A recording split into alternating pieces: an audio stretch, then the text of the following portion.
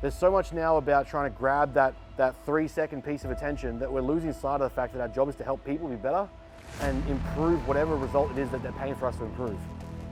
And I think the industry stands best when we focus on that perspective and move away from who's got the bigger quote unquote junk, and we constantly sit in this dick measuring contest industry about who's better and who knows more.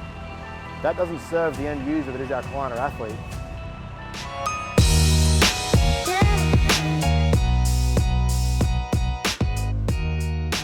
All right, what is up, YouTube? So, big news, depending on which comes out first, but this is following show weekend for Ange 2 weekends ago. Very, very positive weekend for our first time coaching together. So anyone that has followed or has seen, this was our first prep together for myself and Ange as a team. We go through all that in the upcoming or possibly released prep episode. As you know, we like to record those. But a very successful first dance for us for sure. So walked away from 4 divisions with 4 medals, and the day progressively got better. So we had a 4th, 3rd, and a 2nd best in the country. So overall, we put on stage one of the best figure females in the country as an amateur. Cannot be more happy with that, could not be happier with that. Ange's results on the day, her efforts on the day, her efforts of prep so far have been fantastic. So very, very happy with how that's all turned out. And just figuring out her body as well, just figuring out how things respond and how she handles stuff. We're now, by the time of recording this, into peak week 2. She's got another show again this weekend for IMBA, another national title, so potential pro qualifier. And we'll be going in there obviously with the intention to win and bring an even better version of Ange to stage. She's just hit another prep low this morning, even though we've increased food, decreased total output, decreased stress, and basically have her on holidays from work. So as you would have watched, if you've watched the actual prep episode, we go through a whole bunch of reasons why that's happened. But for now, it is a very, very good position for Ange to be in. And the show is now 2 days away. So everything is on track. What else does that mean? Chris Bumstead retired, so I now get to hijack the What's Up YouTube and Pistol Fingers, so stuff that guy. What else is going on? We start prep in 2 weeks' time. I believe about 2 weeks. We'll be doing my bridging phase, holding everything, getting a maintenance position, tidying up a little bit, and then we'll be starting my prep for season A, which is very, very exciting. We are looking forward to that. It's been a long time, and we need to show what work has been done. Besides that, today we have a leg day, so we're going through some of my rehab or prehab activation work. We've got some leg extensions, we've got RDLs, getting those back into the program has been fun, trying to load those back up effectively without any stress on the hamstring, but rather productive stimulus on the hamstring. What else have we got? Some abduction work, we've got some calf work, we've got some hamstring curls, so again, very lower body dominant day, and I think a couple of arm exercises in there as well I've got to catch up on. So all in all, big session. Big week, been a big month. Actually, it's been a big season, been a long season. And yeah, this will be the last show of the season for our team. And I'll be excited to see where Ange finishes up, so let's train.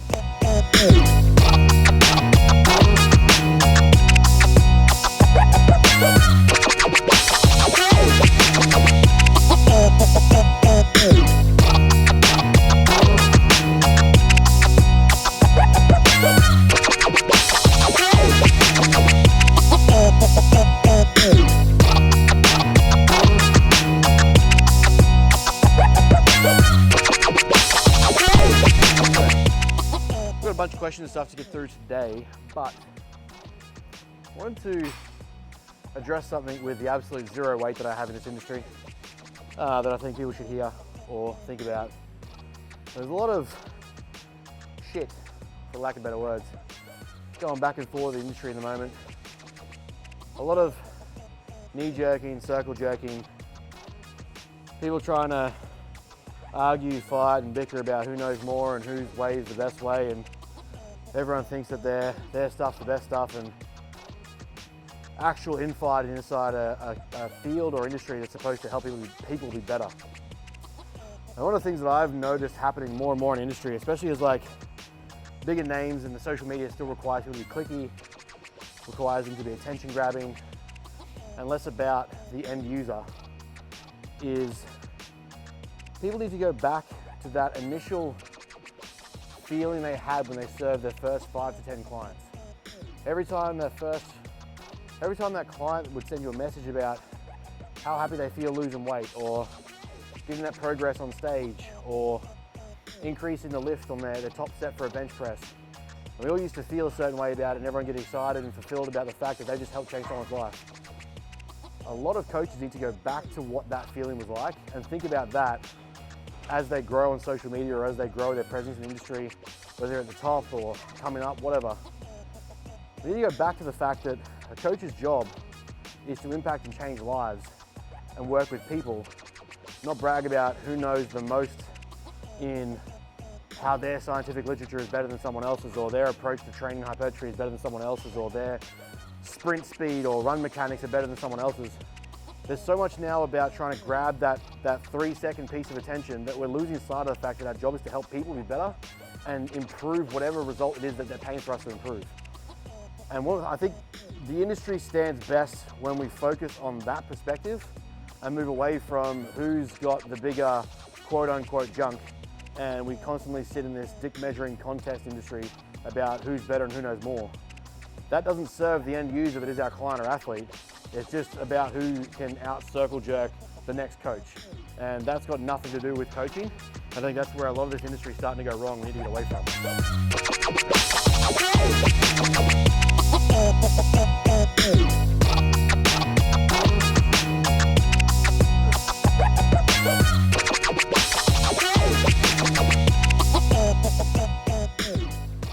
But with that too, I think we as coaches have to be more selective with who we're following and who we're putting our time and effort into supporting or encouraging.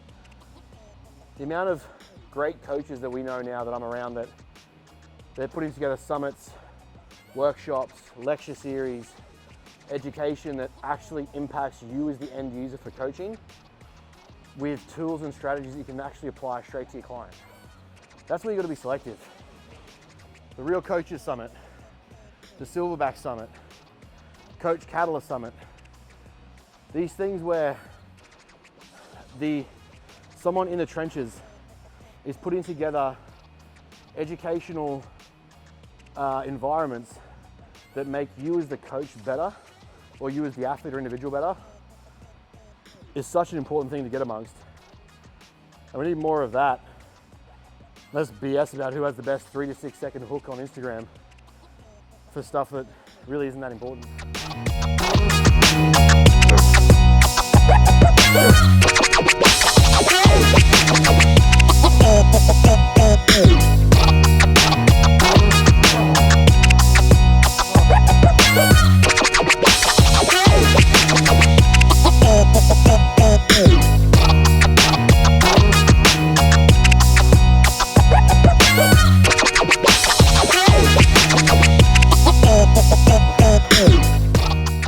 One of my favorite quotes, especially in relation to bodybuilding, is you lose your way to winning. Very, very few people will go through a sporting career without a loss, or having never won a grand final or a championship or a playoff. And it's important because it helps determine the type of player and or person that you'll be because of it. One of the best ways to view competitive mentalities and mindsets is not how someone handles winning. It's how they handle losing and what they do next to overcome it. And until you've experienced a significant loss, you have no way to understand how you respond. It's always one of my favorite things when you hear couch surfers talk to a TV when they're watching sport, about how they would have done something or get over it, you just lost. But when you dedicate your entire life to something and you lose, there is no way to understand the emotions that will generate and that you'll experience until you've done it. And the way you respond, the way you allow yourself to respond, the way you get back from that response will shape a lot of how you carry yourself in the future as an athlete and an individual. So to me, losing, especially in sports like bodybuilding, is how you grow, how you develop as a person, and also helps you understand the type of athlete that you actually are and when you need to improve. So if you can't handle losing, you have no business being in competitive sport, because there is no absolute where you don't run the risk of losing in a sport or a competition, and to think otherwise is just a degree of ego that can't be comprehended. So to me, losing is just as important as winning for the most part. Obviously the end goal is to win, but losing along the way teaches you lessons that success can't teach you yet.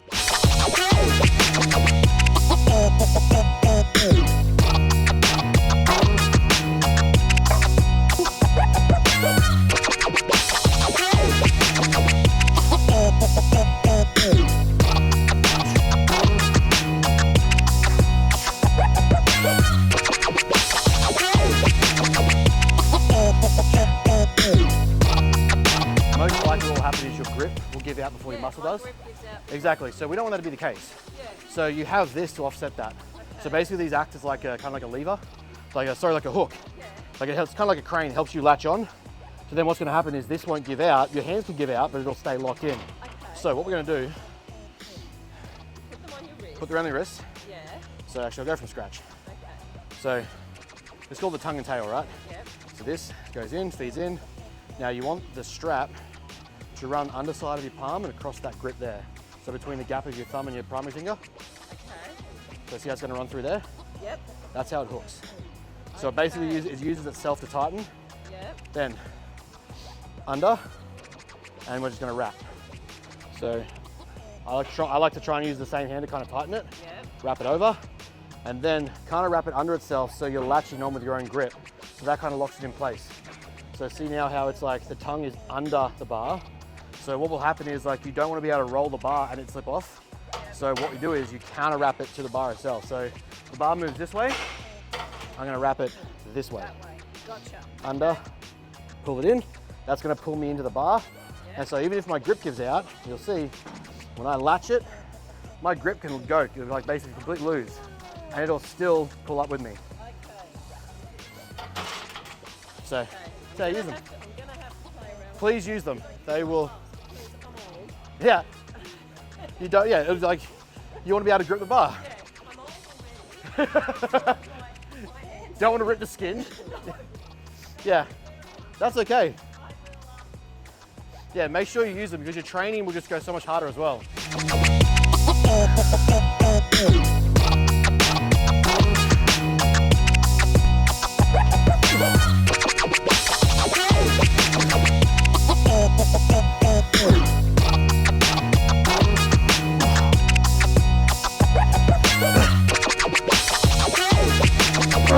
You were cueing Ange on show day to associate muscle positioning with her eyes closed for the stage. What is the process of doing this with athletes? So, the skill itself is just called mental imagery. But in relation to bodybuilding, one of the mistakes people make with their posing practice is they will only use a mirror, or they'll use a mirror too much. And so their proprioception, or their place in space and time, is predicated on being able to see themselves. And so it comes to stage, there is no mirrors, there is no reflection on stage to show what you're doing. And so you'll end up losing connection with the muscle you're trying to work, pose, contract, and show off. So one of the things that I like to do is blinded mental imagery, and then using that visualization, that mental imagery, with mind-muscle connection, trying to associate that feeling with the look that you are feeling in your head, and trying to visualize what's happening. So you're aware of yourself in time and space without having to see yourself. It's a very hard thing to do, especially when it comes to back poses, back shots, right? Is you can't see your back. You can't see. It's why a lot of the time in early training careers, people will spend most of the time training the anterior. It's because you can see your chest, your biceps, your legs, your quads. It's easy to get that sensation, that association. When it comes to stage, there are no mirrors at all. So you can't even see your anterior. So for me, using that visual skill, eyes closed, associating feeling with visualization, is one of the best tools you can use to practice posing for stage because there are no mirrors, there is no stimulus response or stimulus feedback unless you create it yourself. So for other athletes, mental imagery is a very common tool. One of the things that I think is lost in bodybuilding in general is mental skills, psychological skills training is not always taught, because mostly I just don't think people actually understand or use or know it, which is okay. It's not a dig at anyone. But like any sport, there are skills and processes and abilities that we can use to help on show day, help on stage, to bring out your best as an athlete and individual, which again, at the end of the day, if it's a competition, you are an athlete, you are competing. So you want to be able to bring out your best. Use every tool in your tool belt, in your arsenal that you can to make that happen. So that's why I do it.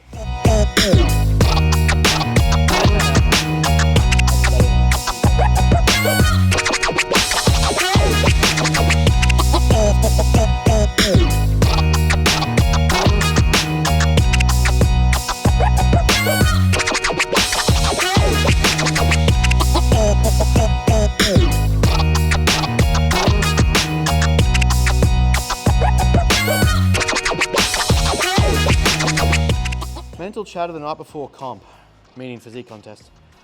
How do you mitigate this so poor sleep doesn't screw you up for stage the next day? So, one of the first things that's important to understand about anxiety, I posted a story about this yesterday, or having anxiety or rushing thoughts. One of the best ways to prevent anxiety, if we look at anxiety in the stress response process, generally it's a good analogy that I've seen used a lot is if stress is a threat response or threat detection, then anxiety in the context of this situation is that you don't have the proper weapons to deal with the potential threat. That is what you're hyperfixating on, that's what you're stressing about, it's what you're anxious about. You can't actually properly deal with the stress or the threat that's about to show up. In the context of physique contests, doing everything in your power that you have control over to get done, to put yourself in the best possible position, is the best way to enhance self-confidence and reduce self-talk, negative self-talk the night before a show.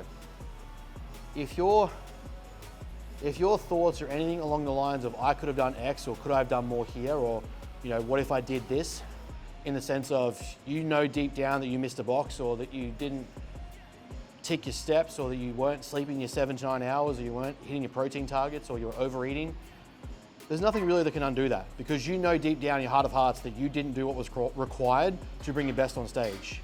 You might have been close, but you left things unturned. If all things considered that's equal, and we say that you've done everything in your power, and it's just simply your thoughts running towards like, what is this person gonna look like, or who's gonna turn up, or what if I don't X, Y, Z?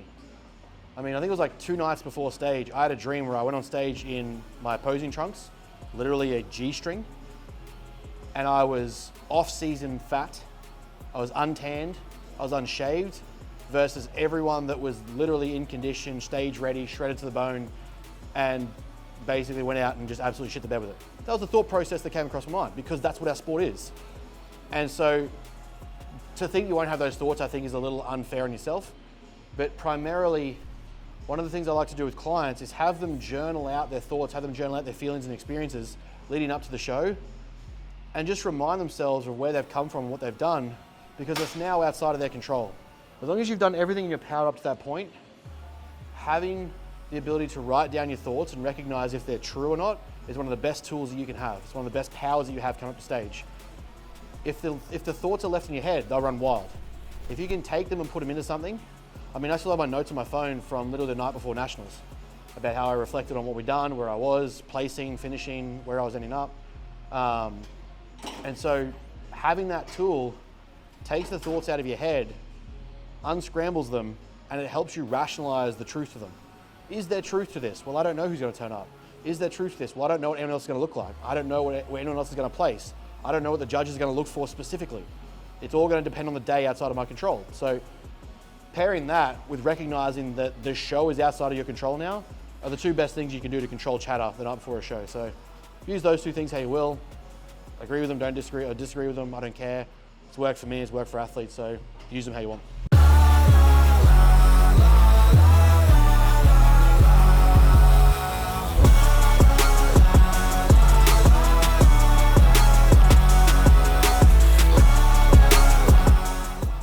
How important is accountability in athletes and clients for you as a coach? Accountability, let's word this as ownership and responsibility, is absolutely huge. It is paramount to success as a client because there are going to be things where you have to learn, you have to train, you have to trial, you have to just try. And if you can't take accountability for where it went wrong, there's no way for me as a coach to improve where it could go right. If we're not able to assess accurate data with real feedback, we're not going to know what the limiting factor was. The same with if I'm doing a bench press and I'm blasting it at a closer grip, pushing it through my triceps, not feeling my chest. The limiting factor to the movement isn't just my chest then, where I'm trying to able to generate tension on the pec. In the same way, when we're looking at coaching and accountability, is if we're trying to assess where something went right or wrong, did you control for everything as you were supposed to, as you told me you would? That we know what the limiting factor or limiting variable is in that outcome. If we're trying a peak week strategy and you only got 5 hours of sleep, you didn't eat meals at the same time you usually do, you didn't hydrate properly, you didn't get your training done when you're supposed to, you rushed in 3 meals before your photo shoot or before your posing practice. Yes, you got some of the boxes right, but the variables around that is going to impact how the look finishes. So as an athlete or a client, you taking that accountability, or to a degree that ownership and responsibility to inform me, is going to help me understand if it's worth even assessing that look or not. The outcome, the result, when it's perfect, that falls on me as a coach. I take accountability for that. If we miss the mark with my strategy, but you did everything I asked, we say, sweet, that didn't work. I know what to do next time, or we're going to trial this next time. That's my side. That's where the accountability as a coach comes in. I'm a big believer in that. I will always take accountability for where I stuff up and take ownership of those scenarios. But as a client and an athlete, if we're teaching you a new skill, if we're working on a new behavior, if we're supposed to be at a deficit and you go out and beers, pizza, wings, chips, and you don't tell me, or you go out and sneak meals in peak week, or you go out and eat off-planned meals when it's coming up to a show, most likely I'm going to see the data anyway and I'm going to be able to tell, but it tells me a lot about you as an individual if you can't take accountability for what you've done. And it's not to point fingers, but it's simply that every successful athlete that I have ever known or met or worked with is pretty good at taking accountability and having ownership of their actions. And I think that's it's a trait that people should probably take on board more. And I've talked about this a lot now. I've talked about it on Dave Tate's podcast, talked about it everywhere. Extreme ownership is one of the best tools that you will ever implement in the rest of your life. Take ownership of everything that you do inside your world because you're responsible for what happens. And once you do that, you then get to have more control over the outcome. Full rehabilitation. Strength is back to within proximity of prior injury. In terms of actual muscular strength, recoverability, tissue strength, the muscle strength, overall strength itself is rebuilding. We're growing it back. Obviously, as you saw, 3 sets on 120 for RDLs. I was doing 180 before the injury, so 2/3 the way back in terms of overall strength, relative strength. But in terms of recoverability, strength is back to a 5 out of 5, which is fantastic. Arguably, I did promise that I would cut the recovery time in half.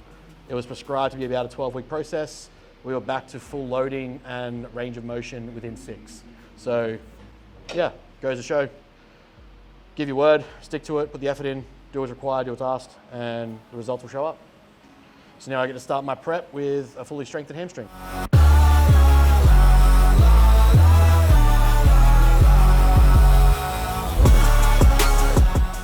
Of the big 5 traits, what have you observed to be common in most high achievers?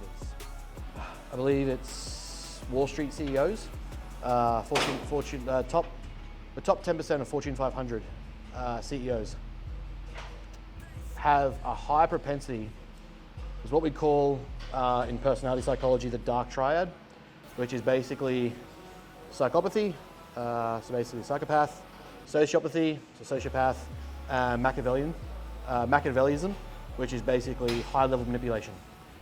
And the high level CEOs are actually very prominent in the dark triad, very high in psychopathy. They are ruthless, they do not care.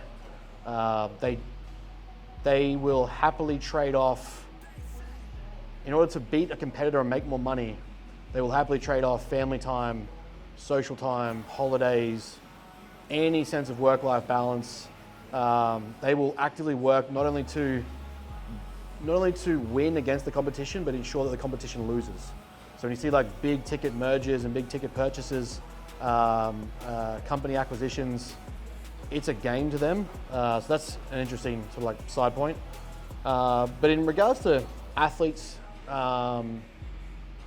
sports like bodybuilding, given the task orientation of the sport, conscientiousness is generally a very successful trait for people to have that do well in the sport.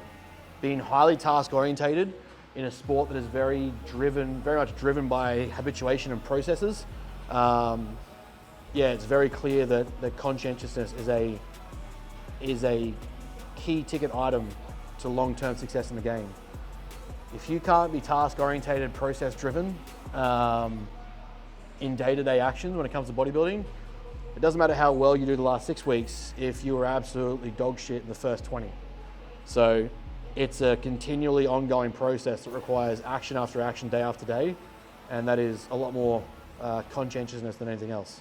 So that's probably the one I would say is the most successful trait in high achievers, in our realm anyway.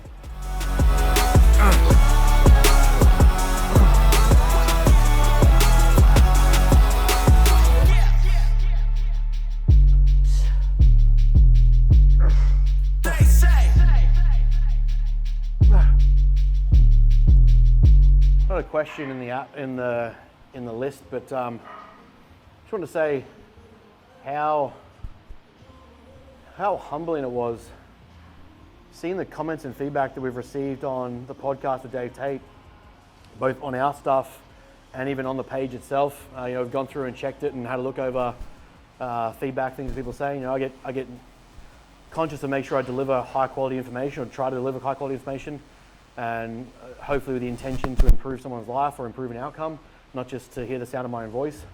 Anyone can kind of just speak out their ass and not actually say anything of value worth listening to, but I try to make sure that what we put out has some sort of significance or impact to whoever may hear it. So to have comments like, there's comments about guys mentioning being stuck in a rut, losing passion for their sport, for powerlifting, bodybuilding, training, whatever it might have been, midlife crisis level sort of thing, and being stuck in a bit of a rut position where they were losing motivation to do things and losing their passion towards life, and hearing things the way that we'd discussed in the conversation got them out of that rut, or kicked a switch in their head that they want to do something different. So hearing that, I've always said that of all the content we put out, the things we pay for to get put out, the content we create, if even one person impacts their life differently because of what they've heard or seen from us, that it becomes worth it. So to know that we traveled 17,000 kilometers and, a couple dozen people have liked, engaged, commented, even the hundreds of people that have, to be honest, but specifically people that have gone out of their way to leave comments about how much that conversation changed their view on something. It's very humbling. It's very, very fulfilling and rewarding in why we do stuff. So, it's not for a big paycheck. If you want to get into coaching for money, you're either selling your soul or it's not going to happen, and that's just not what we want to do. So to have those feedback points, I think, is very, very rewarding for what we're doing. So I just want to make sure that was mentioned, that it doesn't go unnoticed or unappreciated that people leave comments like that. A lot of the time it's easy to leave negative feedback or say nothing. Very rare does someone actually leave positive feedback. So when it is, I like to make sure that it's acknowledged, because, it takes a lot to come up and bring your story up and mention to people how bad you're feeling or how shit you were feeling. So yeah, it's definitely appreciated.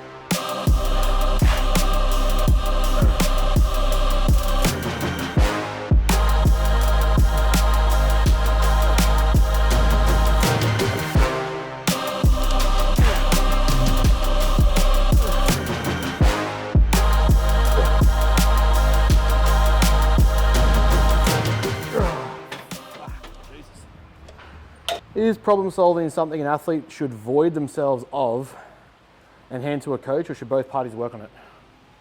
It's context dependent. Generally I try to encourage critical thinking and sort of critical assessment from my athletes and clients, especially if they're bodybuilders. We probably spend a lot of time working together to get to that position. As you know, with any of our stuff, I don't rush someone to a prep, so ideally we've built a lot of autonomy in their decision making, but It depends on the significance of the problem. If it's a matter of like, you know, meals aren't prepared, or, you know, people are on machines you would normally have in the order of your program, ideally for me as an athlete, you're going to be able to look at your program and go, I can move hamstring curls and leg extensions in order. I can swap them around and still execute my program effectively. It's not going to impact overall fatigue and adjustment in my session. Now, if you were to go, I can't do leg extension, I'm going to do 5 sets of hack squat, I'd say, where's the critical thinking? You didn't really assess that situation too well. We're trying to mitigate and manage fatigue. If it's just a matter of like the order of execution because someone's on a machine, you should be able to look at that and go, I can probably make this swap and decision and Ben won't be bothered. Yes, in some exercises, I'll tell you the primary order is like to be done. Like, you know, if we're doing a bench press or an incline press and then moving to something else like a secondary press, there's probably an order that is the primary movement. But again, if it's the difference between not doing it all and the gym is just that busy, critical thinking and problem solving in that moment is going to be key for you as an athlete. But then there's, you know, situations where it's like, hey, you know, there's these social events coming up, there's these events coming up during our prep window that are pretty significant to the family or friends. Ideally, we're going to try and accommodate them and consider them and then work out a strategy to help you execute that situation so that we stay on track and you can still be present during the event, be there, et cetera, et cetera. So there's a lot of give and take in that scenario where I would like to have developed you enough as an athlete to make some decisions and execute pretty effectively. And then there's going to be times where it's like you need to have forethought to go, hey, this is coming up or this is going to happen or what about this? Can we plan for this? And then make those decisions. So yeah, it's a bit of a give and take in that scenario between coach and client, but definitely not something you should avoid altogether and palm off. There's still a lot of stuff in problem solving that a client and athlete needs to be able to do, especially as we're trying to develop autonomy, looking at self-determination theory. You do not want to have all autonomy taken off a client. They need agency. We need to provide and empower agency within the client to make effective decisions.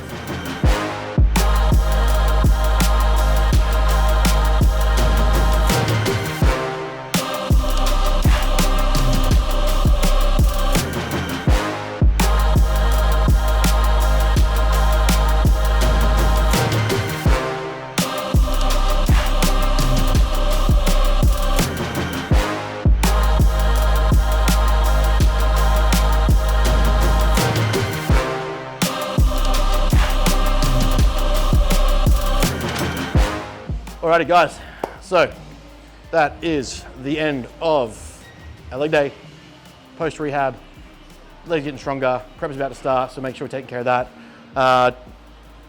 Big event coming up, obviously, Angie's last show for the season, still hoping to do well. We're actually trying to improve the look this time, bring an even better package to the stage, make sure that the look is improved, a little bit drier.